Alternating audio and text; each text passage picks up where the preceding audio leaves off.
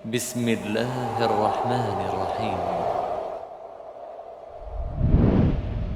Duduk dan tempat bersender. Nah, biasanya tempat bersendernya itu tingginya sekitar segini ya, 1 hasta. Ya, ini namanya akhiratur rahli. Faqala ya Mu'ad, lalu Nabi bersabda, hai Mu'ad, aku menjawab labbaik ya Rasulullah wa sa'daik. Labbaik artinya aku memenuhi panggilanmu. Wa sa'daik artinya dua kebahagiaan. Maksudnya aku memenuhi panggilanmu dengan penuh kegembiraan. Ya. Semasa rasa. Kemudian Nabi berjalan beberapa saat. Kemudian Nabi bersabda lagi, ya Mu'ad, hai Mu'ad. Maka kembali Mu'ad menjawab, labbaika Rasulullah wa sa'daik. Semasa sa'ah. Kemudian kembali Nabi pun berjalan sesaat. Kemudian Rasulullah kembali memanggil, ya Mu'ad. Maka Mu'ad menjawab, labbaika Rasulullah wa sa'daik. Maka Rasulullah bersabda, hal tadri ma haqqullahi ala ibadi? Apakah kamu apa hak Allah atas hambanya? Qultu Allah wa rasuluhu a'lam. Aku berkata Allah dan Rasulnya lebih tahu. Qala haqqullahi ala ibadi an ya'buduhu wa la yusyriku bihi syai'a. Hak Allah atas hamba-hambanya itu hendaklah mereka beribadah kepada Allah dan tidak mempersekutukan Allah sedikit pun juga. Semasa sa'ah. Kemudian Rasulullah pun kembali berjalan. Qala ya Mu'adz bin Jabal, wahai Mu'adz bin Jabal, aku menjawab labbaika Rasulullah wa sa'daik. Maka Rasulullah bersabda, hal tadri ma haqqul ibadi 'ala Allah idza fa'alu? Tahukah kamu apa hak hamba atas Allah apabila mereka melakukan hak Allah? Aku berkata Allah dan Rasulnya lebih tahu. Maka Rasulullah bersabda, hak hamba atas Allah, kalau mereka melakukan hak Allah tadi, itu Allah tidak akan mengadab mereka. Ya. Di sini kita syarah sedikit demi sedikit. Mu'adz bin Jabal, seorang sahabat Nabi Shallallahu Alaihi Wasallam, yang beliau dikatakan oleh Rasulullah a'lamun nas bil halal wal haram. Beliau itu orang yang paling paham, paling tahu tentang halal dan haram. Bahkan kata Rasulullah SAW, Mu'adz bin Jabal yaumal qiyamah amamal ulama biratwah. Mu'adz bin Jabal itu nanti di hari kiamat di depan seluruh ulama sejauh mata memandang.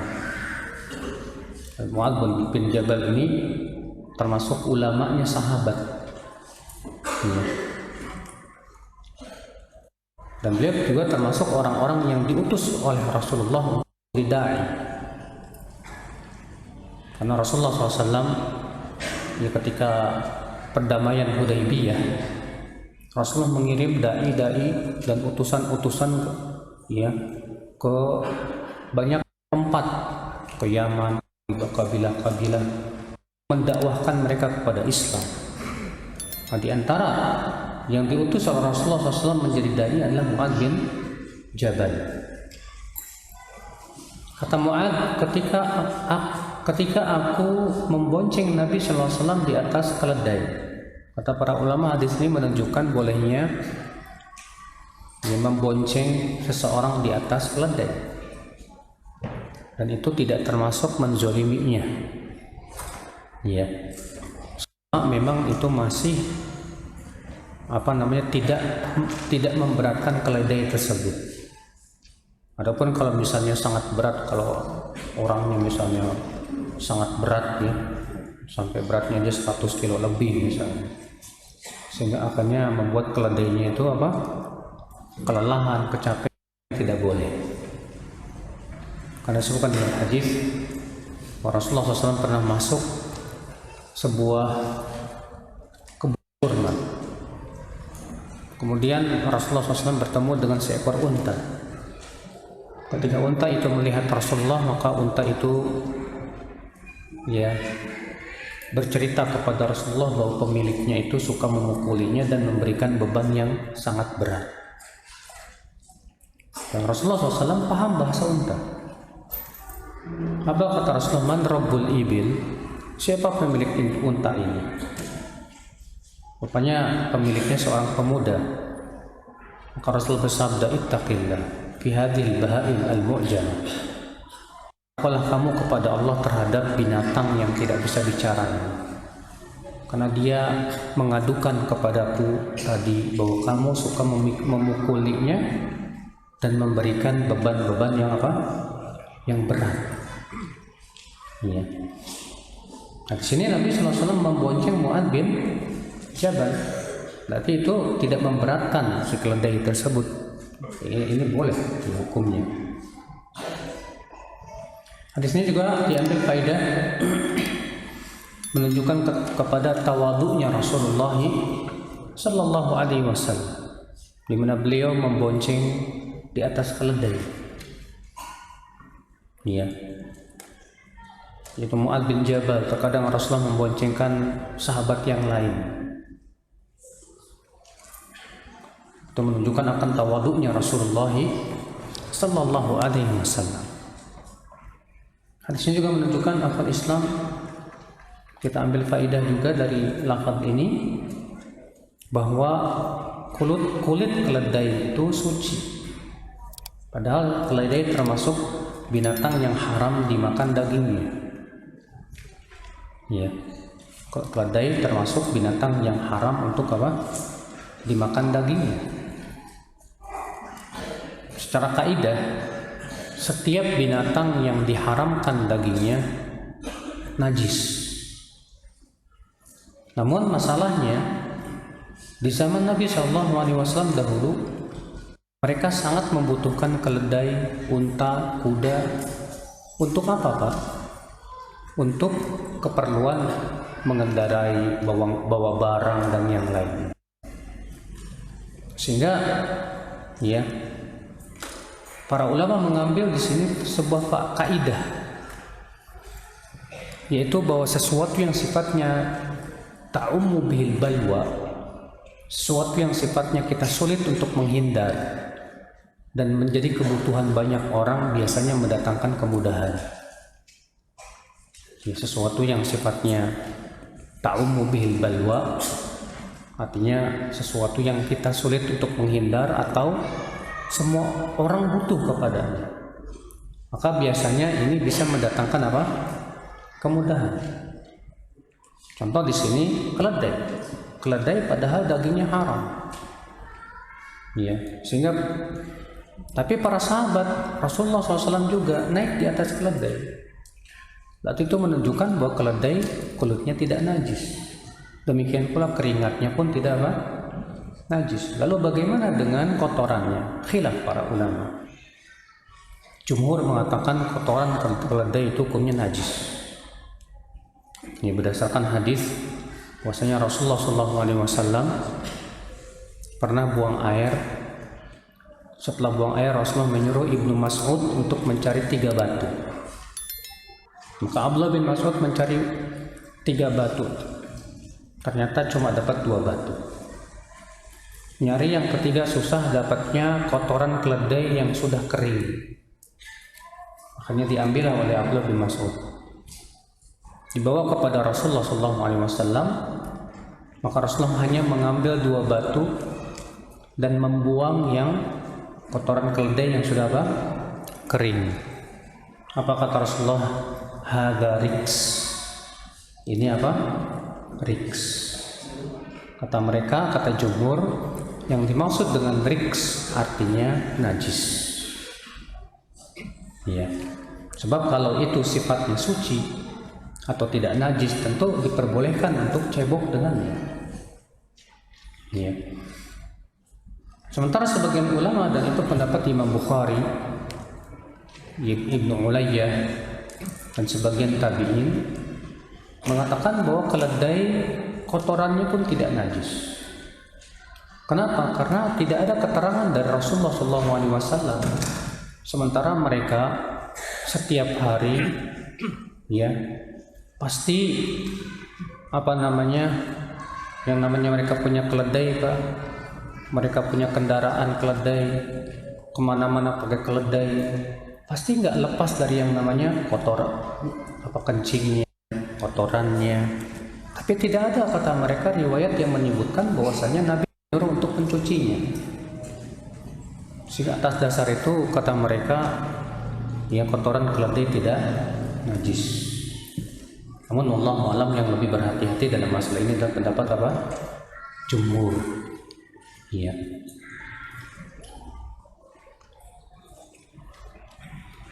Kata Mu'adz bin Jabal, maka Rasulullah bersabda, "Ya Mu'adz, hai Mu'adz." Lalu aku menjawab, "Labbaik Rasulullah wa sa'daik." Lalu Rasulullah pun berjalan sesaat. Kembali Rasulullah memanggil lagi, "Ya Mu'adz."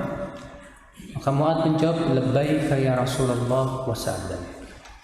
Kemudian Rasulullah berjalan lagi sesaat. Kemudian Rasulullah memanggil lagi, "Ya Mu'adz, labbaik Rasulullah wa sa'daik." Kenapa Rasulullah SAW lakukan itu, Pak? Kata para ulama, ini menunjukkan kepada husnu ta'limi Rasulullah, tata cara mengajar yang sangat baik sekali. Kenapa Rasulullah SAW tidak langsung mengajarkan, "Hai Mu'adz, tahukah kamu begini-begini?" Tapi Rasulullah memanggil dulu, "Hai Mu'adz." Lalu Mu'adz menjawab, "Labbaik ya Rasulullah SAW." Jalan. Panggil lagi, "Hai Mu'adz." Karena, ya, supaya Mu'adz betul-betul bersiap-siap untuk menerima apa? Ilmu. Berbeda ketika langsung kita sampaikan, biasanya juga hati, ya, tidak sekuat menangkapnya ketika kalau dipanggil sampai 3 kali. Sebab ketika dipanggil 3 kali, kita akan bertanya-tanya, "Pak, ada apa ini? Kok sampai manggil 3 kali?" Akhirnya penasaran kita. Saat itu hati kita sangat siap untuk menerima apa? Ilmu. Nah, ketika ilmu disampaikan saat itu, pasti akan lebih kuat di hati kita. Iya. Nah, ini tata cara ta'limnya Rasulullah Sallallahu Alaihi Wasallam. Lalu Rasulullah memberikan pertanyaan, dan ini di antara cara ta'lim, yaitu tanya jawab. Ya. Apa kata Rasulullah? "Tahukah hai Mu'adz, apa hak Allah atas hamba-hambanya?" Maka Mu'adz menjawab, "Allah dan Rasulnya yang lebih tahu." Ini menunjukkan adab, ya. Kalau kita ditanya dan kita tidak tahu jawabannya, kita katakan Allahu a'lam. Jangan pernah kita merasa malu, Pak. Kalau kita tidak tahu jawabannya, untuk mengatakan Allahu a'lam atau saya tidak tahu atau yang lainnya. Makanya kata para ulama, la adri nisful ilm. Ucapan seseorang ketika ditanya tapi dia tidak tahu jawabannya, lalu dia berkata saya tidak tahu, itu menunjukkan kepada separuh ilmunya. Menunjukkan kepada apa? Separuh ilmunya. Kok bisa begitu? Iya, karena, ya, orang yang sok tahu itu menunjukkan bodoh. Tapi kalau orang yang paham dirinya tidak tahu lalu dia mengatakan saya tidak tahu, berarti dia tahu bahwasanya jawaban tanpa ilmu itu berat di mata Allah, sehingga dia lebih takut kepada Allah dan takut masuk neraka dibandingkan dengan malu untuk mengatakan tidak tahu. Sebagian orang terkadang, Pak, lebih mendahulukan rasa malunya dibandingkan rasa takutnya kepada Allah. Akhirnya ketika dia ditanya tentang suatu pertanyaan, Sebetulnya dia tidak tahu, tapi karena malu disebut tidak tahu, akhirnya dia maksa-maksain diri untuk apa? Jawab. Akhirnya salah. Iya. Maka dari itu siapapun kita, kalau ditanya tentang suatu pertanyaan dan kita tidak tahu jawabannya, dahulukan rasa takut kita kepada Allah. Jangan hanya karena ingin malu disebut tidak tahu, lantas kita jadi masuk api neraka. Karena berbicara dalam masalah agama, berkata atas Allah tanpa ilmu itu termasuk sumber berbagai macam kesesatan, saudara. Kita lanjutkan. Kemudian Rasulullah bersabda, "Haqqullahi ala ibadihi an ya'buduhu wa la yusyriku bihi syai'a." Hak Allah atas hambanya, hai Mu'ad, yaitu hendaklah mereka beribadah kepada Allah dan tidak mempersekutukan Allah sedikit pun juga. Di sini menentukan yang pertama, bahwa kewajiban hamba yang paling besar yaitu hanya beribadah kepada Allah dan tidak mempersekutukan Allah. Apa itu ibadah? Ibadah secara bahasa artinya al-khudu, ya, wat tadallul ma'al mahabbah. Ibadah adalah al-khudu, ketundukan, wat tadallul, disertai dengan kepatuhan, ma'al mahabbah, disertai dengan cinta. Karena orang yang patuh dan tunduk tapi tidak disertai dengan cinta tidak disebut ibadah. Dan cinta yang tidak disertai dengan kepatuhan dan ketundukan pun juga tidak disebut apa? Ibadah.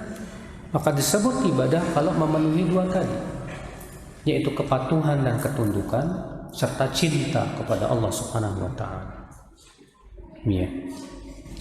Adapun secara istilah kata Syekhul Islam Taimiyah, ibadah artinya ismun jami'un likulli ma yuhibbuhu Allah wa yardah min al-aqwali wal af'ali adh-dhahirah wal batinah.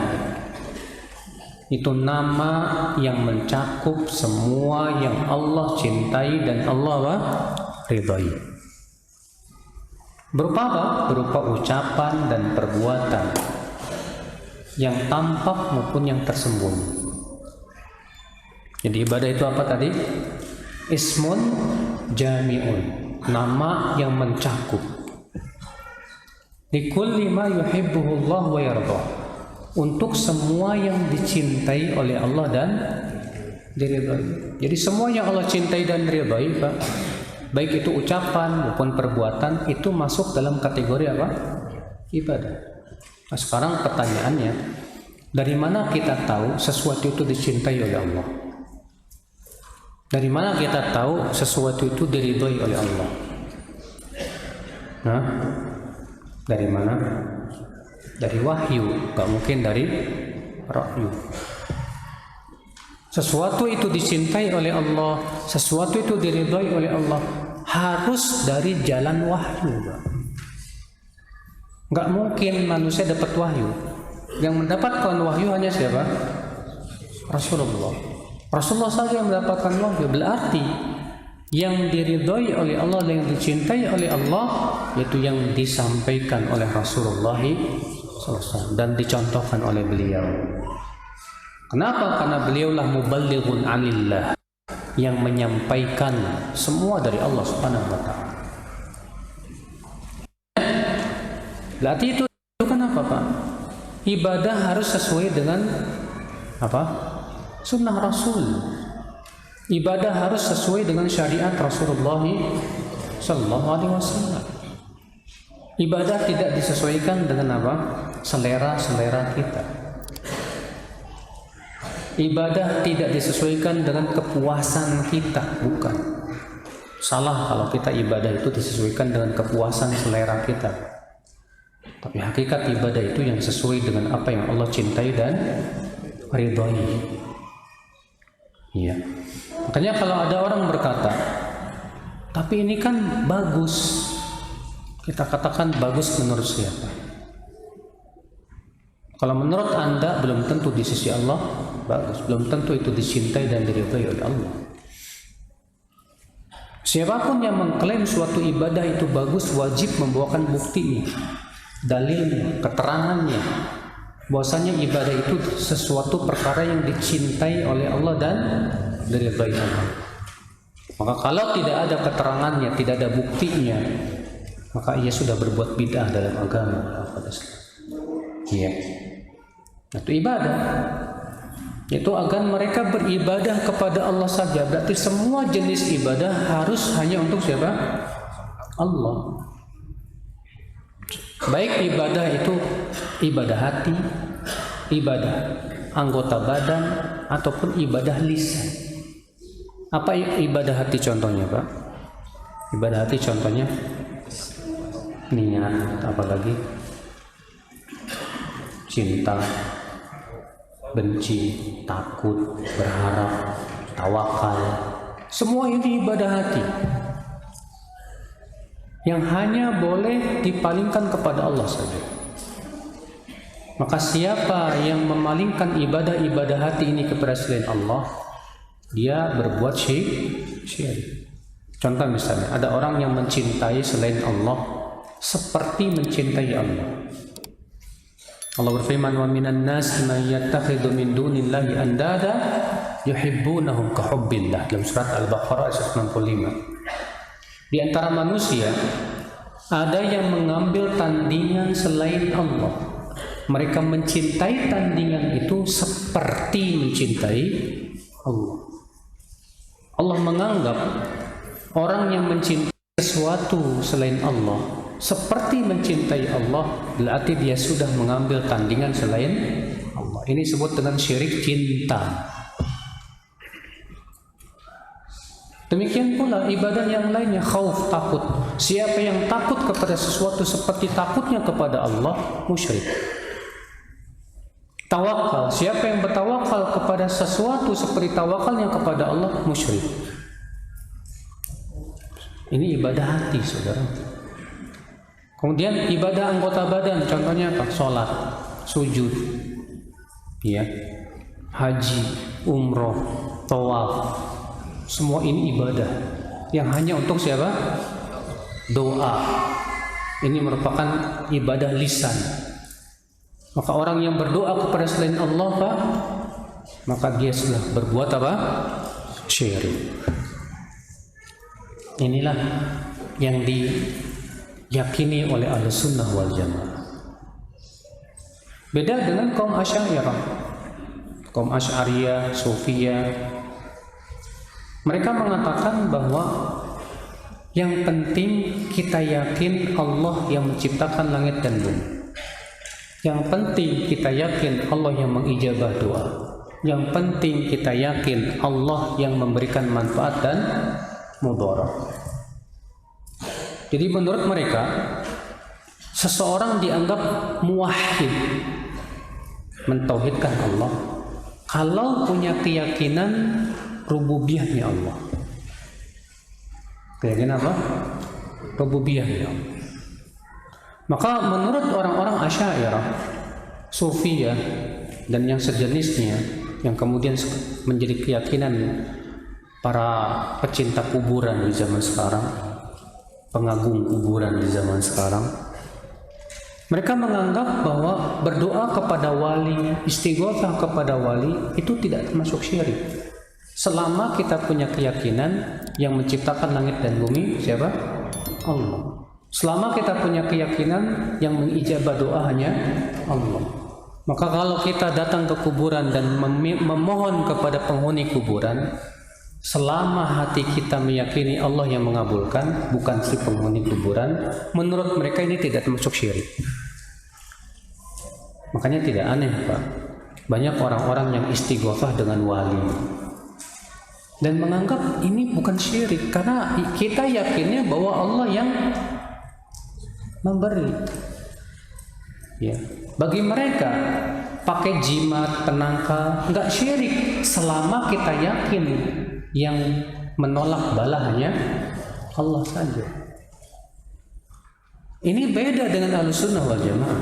Kalau Ahlussunnah meyakini siapa yang memalingkan ibadah kepada selain Allah, walaupun dia punya keyakinan bahwa pencipta langit dan bumi itu hanya Allah, tetap musyrik. Kenapa demikian? Karena orang-orang jahiliyah di zaman Rasulullah, apabila ditanya siapa yang menciptakan langit dan bumi, mereka jawab apa? Allah berfirman, "Wala in sa'altahum man khalaqas samawati wal ard la yaqulunna Allah." Kalau kamu bertanya kepada mereka siapa yang menciptakan langit dan bumi, mereka jawab apa? Bukan Lata, bukan Uzza, bukan Hubal, bukan Manat, bukan. Ketika mereka ditanya kepada orang musyrikin, lantas kenapa kalian menyembah Lata? Kenapa kalian berdoa kepada apa? Lata dan Uzza. Apa kata orang-orang musyrikin, Pak, dalam surat Az-Zumar ayat 3? Walladzina ittakhadhu min dunihi awliya ma na'buduhum illa liyuqarribuna ilallahi zulfa. Dan orang-orang yang mengambil tandingan selain Allah, mereka berkata apa? Kami tidak beribadah kepada mereka kecuali agar mereka mendekatkan diri kami kepada Allah sedekat-dekatnya. Ini rupanya alasan orang musyrikin. Kenapa mereka berdoa kepada Lata dan Uzza? Alasannya apa? Kami tidak beribadah kepada mereka. Kami hanya berharap ya bahwa ini nih yang kami seru ini mendekatkan diri kami kepada siapa? Kepada Allah Subhanahu wa ta'ala. Padahal orang musyrikin Quraisy, Pak, tidak meyakini Lata dan Uzza yang apa? Menciptakan langit dan bumi, yang memberikan manfaat dan mudarat. Mereka meyakini Allah yang memberikan manfaat dan mudarat.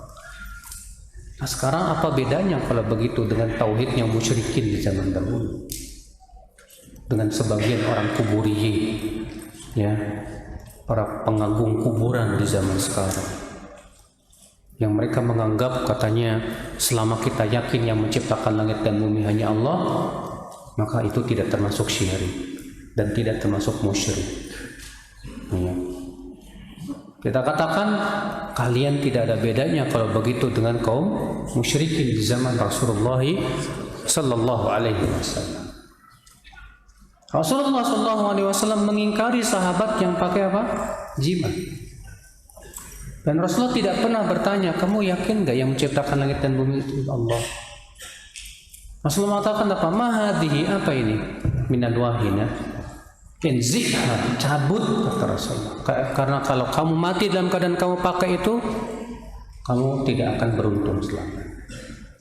Rasulullah melarang mewanti-wanti para sahabat jangan sampai mengambil kuburan sebagai apa? Masjid. Ya, jangan sampai. Kenapa? Karena ini jelas wasilah kepada kesyirikan, saudaraku sekalian. Maka Rasulullah SAW mengingkari kemusyrikan. Rasulullah SAW menghancurkan Lata, Uzza ya, ketika Fathu Makkah. Ya, tidak pernah Rasulullah mengatakan selama mereka punya keyakinan Allah yang menciptakan langit dan bumi sudah selesai, Muslim saudara. Tidak, saudaraku sekalian. Ya. Ini maka Rasulullah mengatakan hak Allah atas hamba-hambanya yaitu mereka beribadah kepada Allah saja. Artinya semua ibadah hanya untuk siapa? Allah. Siapa yang memalingkan ibadah kepada selain Allah, walaupun dia punya keyakinan bahwa pencipta langit dan bumi hanya Allah, tetap musyrik.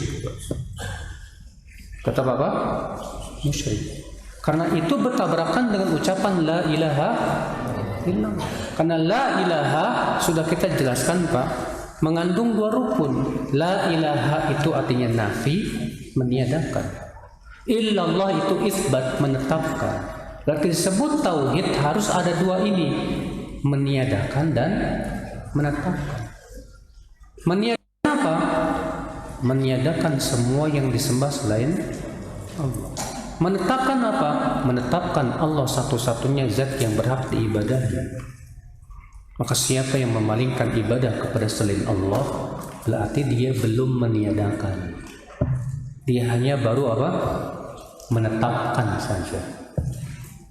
Iya. Ikhwatul Islam, azan ya Allah wa Maka kata Rasulullah, hak Allah atas hamba-hambanya itu mereka beribadah kepada Allah dan tidak mempersekutukan Allah. Tidak berbuat apa? Syirik, mempersekutukan Allah dengan sesuatu pun juga. Apa itu syirik, akhi? Syirik hakikatnya adalah ya, menyamakan Allah dengan selain Allah. Syirik hakikatnya, akhi, ya, mengambil tandingan selain Allah, itu syirik, dan pelakunya disebut musyrik.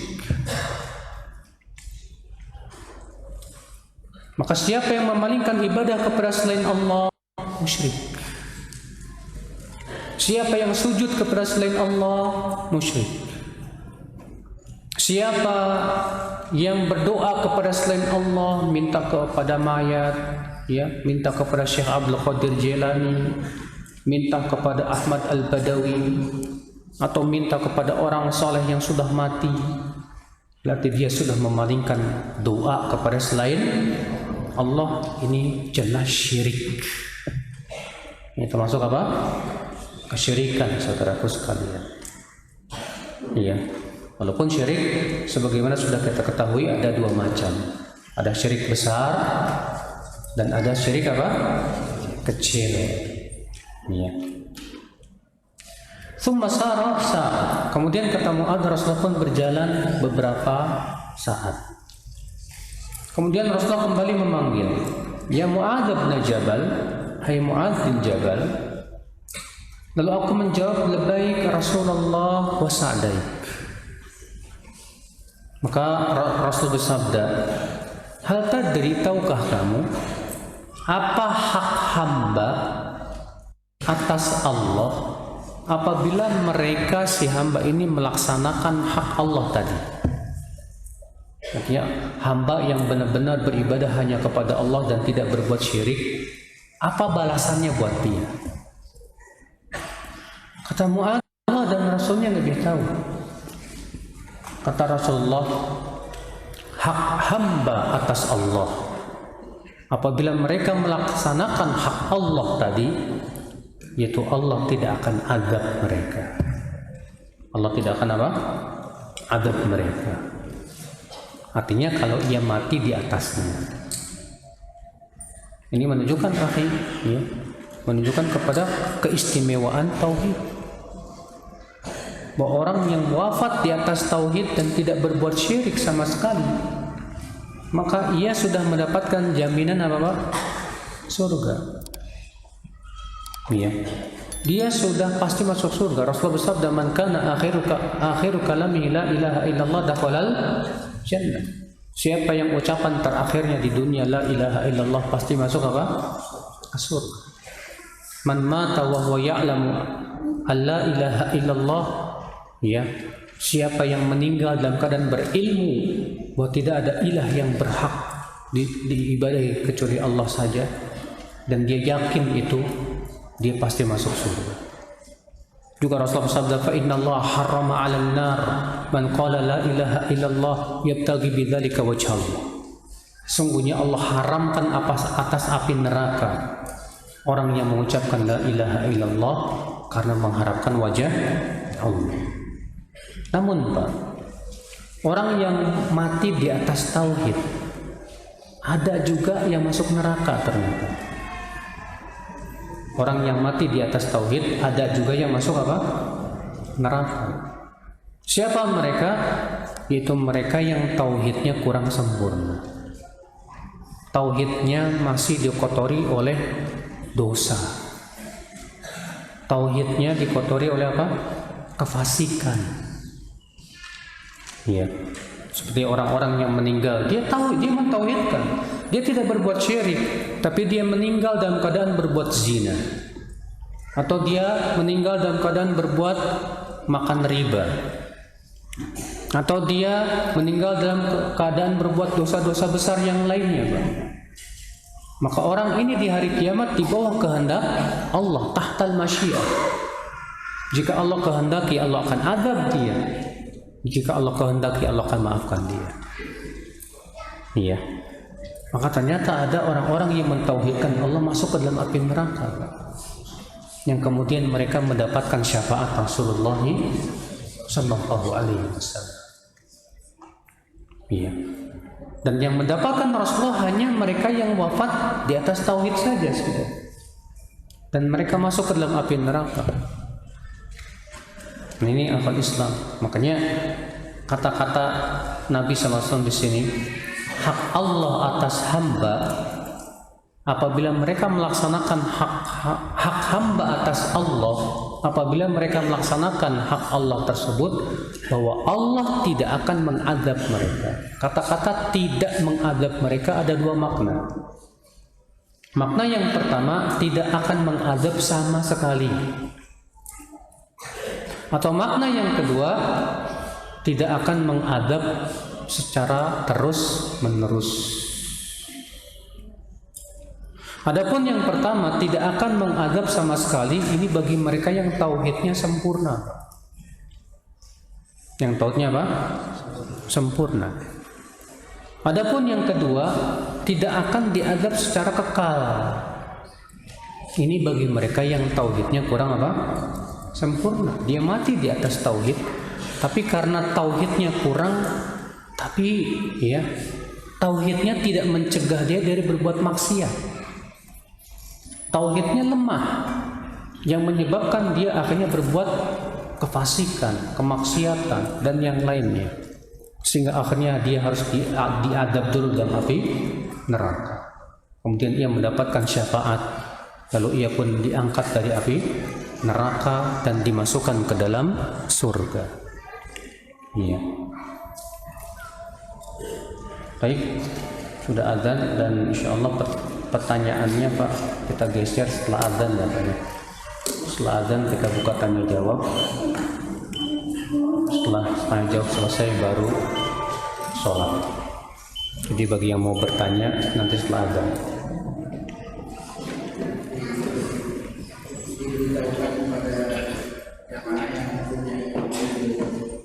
Mitsubishi B1612 RFI mohon untuk disilakan. Abangnya sulit Ustaz, karena banyak dosa dan maksiat yang dilakukan. Nah, bisakah orang yang banyak dosa dan maksiat itu menjadi orang yang sudah sempurna? Karena bagaimana Ustaz?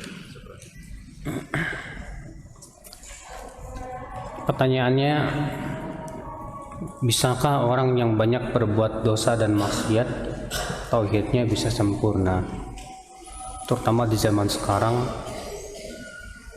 Pertama, akhi, seorang muslim itu pasti jatuh kepada dosa. Tidak ada seorang pun muslim yang tidak pernah berbuat apa? Dosa. Namun keistimewaan orang muslim adalah setiap kali ia berbuat dosa, ia segera taubat kepada Allah. Allah berfirman, "Wallazina idza fa'alu fahishatan aw dhalamu anfusahum dzakarullah fastaghfiru wa man yaghfiru dzunuba illa Allah wa lam yusirru 'ala ma fa'alu wa hum ya'lamun."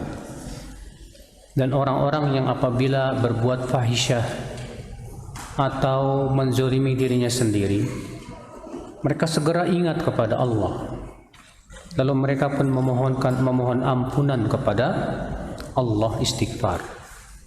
Ya. Dan siapakah yang mampu mengampuni dosa kecuali Allah? Dan mereka tidak terus-menerus berbuat dosa. Lihat, di sini Allah memuji mengenai orang yang berbuat dosa, lalu ia setelah berbuat dosa langsung ingat kepada Allah dan taubat. Lalu kemudian Allah menyebutkan di situ di akhirnya apa? Dan mereka tidak terus-menerus berbuat dosa tersebut. Artinya, ya, kata Ibnu Katsir dalam tafsirnya, ayat ini adalah untuk setiap muslim yang setiap kali jatuh kepada dosa ia taubat.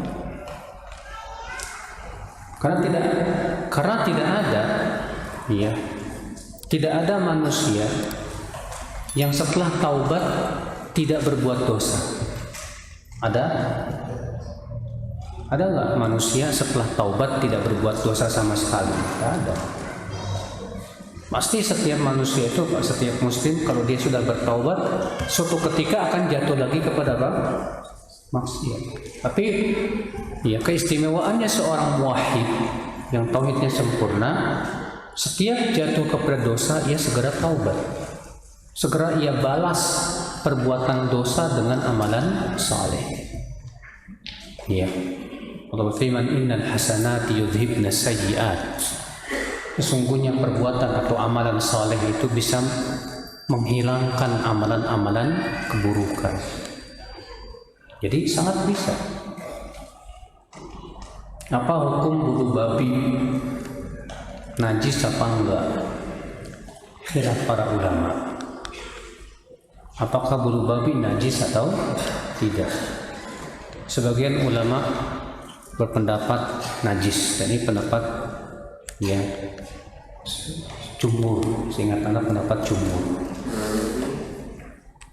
Sebagian lagi mengatakan bahwa bulu babi tidak najis. Alasannya, kata mereka, bulu itu termasuk yang tidak tahuluhul hayah, yang tidak dialiri oleh darah. Contoh misalnya bangkai. Nabi SAW mengatakan apa? Idza dubighal ihab faqad tahur. Apabila disamak apa?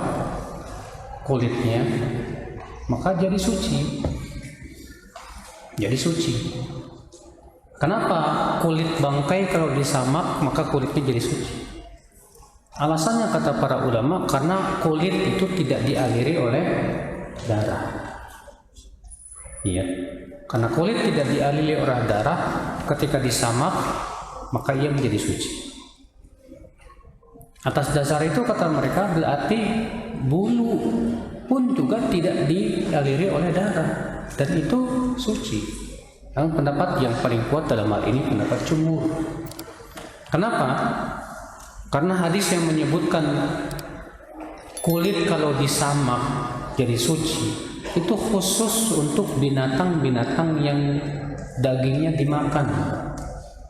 Dagingnya apa? Halal. Makanya dalam riwayat yang lain disebutkan apa? Dibaghuha zakatuha, atau zakatuha dibaghuha. Dibagh yaitu menguliti kulit, itu sama dengan menyembelihnya, kata Rasulullah. Sama dengan apa? Menyembelihnya. Berarti lafaz menyamak kulit itu sama dengan menyembelih. Berarti apa, Pak? Itu khusus untuk binatang-binatang yang menjadi halal ketika disembelih dengan baca bismillah. Adapun kalau ketika disembelih tetap tidak halal, berarti tidak ada manfaatnya sembelihan. Iya, berarti kulitnya pun tetap najis. Allahu a'lam.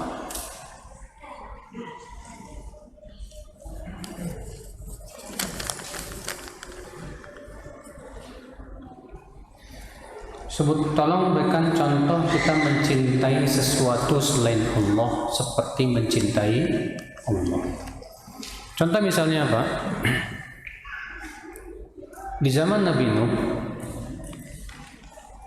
mereka sangat mencintai para wali, dan ini merupakan sebab munculnya kesyirikan di muka bumi yang pertama kali.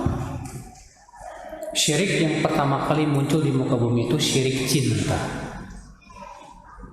Ibnu Abbas ketika menafsirkan firman Allah dalam surat Nuh, wa qalu la tadharunna alihatakum wa la tadharunna wadda wa la suwa'a wa la yaghutha wa ya'uqa wa nasra. Mereka berkata, jangan kalian tinggalkan Tuhan-Tuhan kalian. Jangan kalian tinggalkan Wad, Suwa, Yaghuth, Ya'uq dan Nasr. Apa kata Ibnu Abbas? Ini 5 nama orang soleh.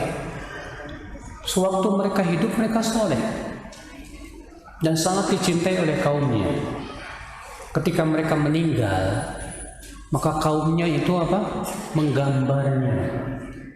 Belum disembah, belum mereka membuat monumen, patung, belum disembah, belum.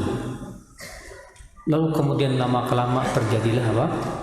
Penyembahan kepada patung tersebut. Jadi mereka saking cintanya kepada wali itu, orang-orang saleh. Namun cintanya itu seperti mencintai apa?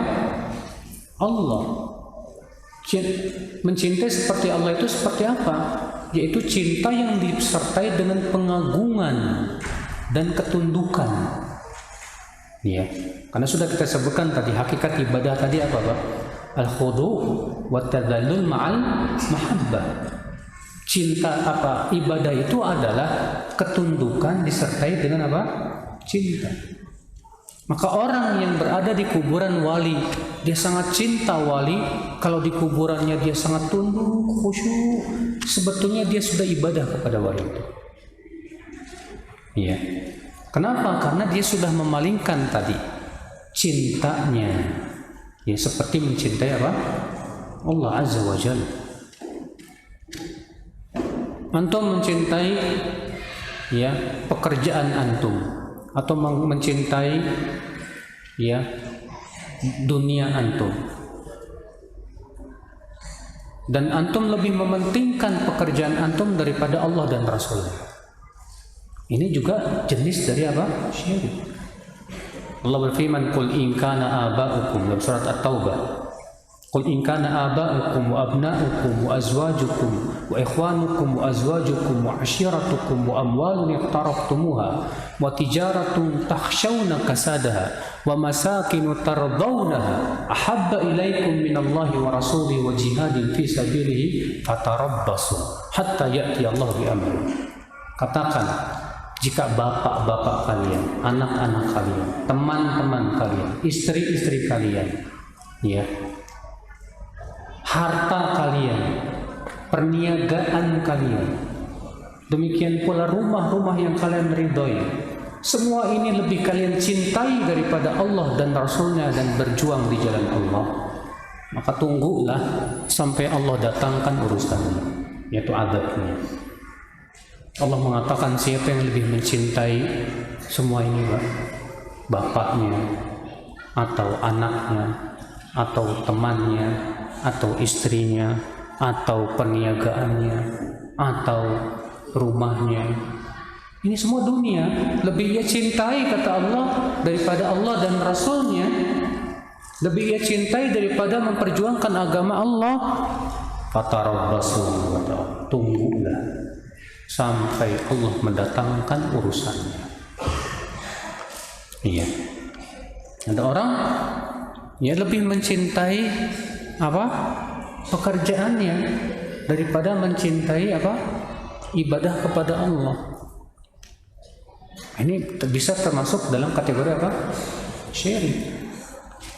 Ya. Walaupun syiriknya berderajat-derajat ya.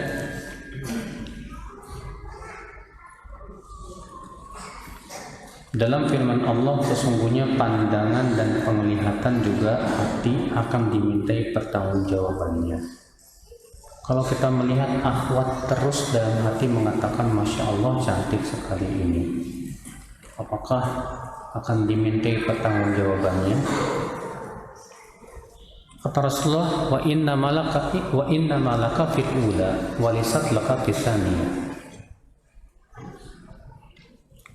Sesungguhnya pandangan pertama itu tidak dosa untukmu, tapi yang dosa itu pandangan yang kedua. Jadi antum nggak sengaja ngelihat akhwat cantik, Masya Allah cantik banget, terus antum langsung tundukkan pandangan, nah yang seperti ini masih dimaafkan. Tapi antum masih pengen lihat lagi, nah yang kedua ini. Atau antum melihat yang pertama lalu antum bergumam, mumpung yang pertama, tetap itu dosa. Ya.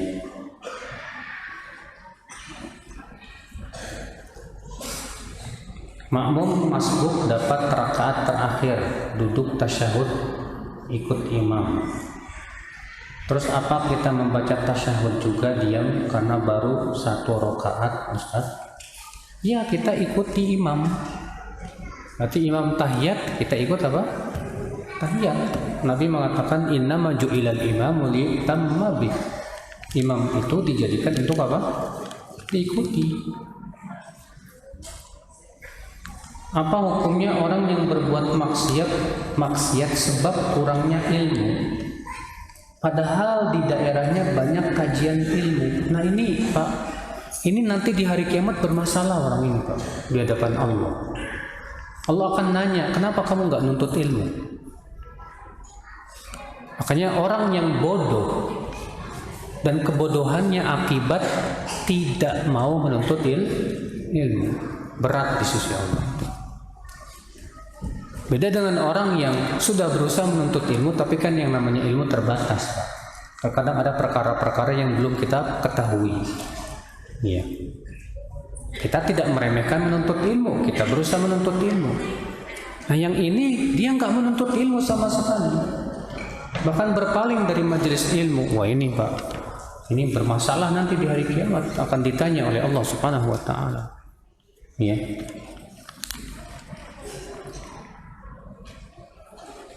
Apakah orang yang bunuh diri udah takdir Allah, Ustaz? Akhi, pertama wajib kita yakini bahwa memang semua sudah takdir Allah. Namun, ada namunnya Pak. Tidak boleh berhujah dengan takdir dalam maksiat. Nanti gara-gara gantung diri udah takdir Allah, ada orang yang berzina berkata apa Pak? Udah takdir Mas. Istri antum selingkuh, zina sama perempuan laki-laki lain. Lalu antum marah-marah, lalu istri seenaknya berkata, udah takdir Mas. Antum nerima nggak? Nerima nggak? Kalau antum nggak nerima sama ini juga. Udah tahu bunuh diri haram dan dia sebetulnya mampu untuk meninggalkan bunuh, tapi kemudian dia bunuh diri. Kalau ada orang yang merampok harta kamu, mengambil semua harta kamu, sambil pergi dia berkata sama antum, Pak, ridho dengan ketentuan Allah ya Pak, enak aja, nggak bisa. Iya.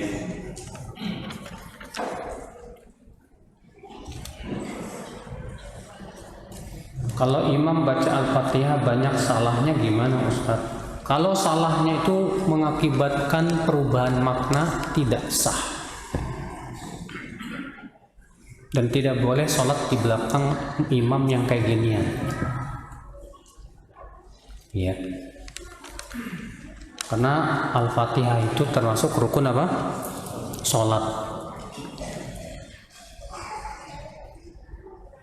Jika orang yang bertauhid sempurna masuk surga, apakah surganya yang paling tinggi? Ya tergantung amalnya. Kalau orang yang tauhidnya sempurna, ya dan amalnya luar biasa, ketakwaannya masya Allah, bisa jadi dia diberikan oleh Allah surga yang paling tinggi. Allahu a'lam, demikian. Billahi taufiq. Assalamualaikum warahmatullahi wabarakatuh.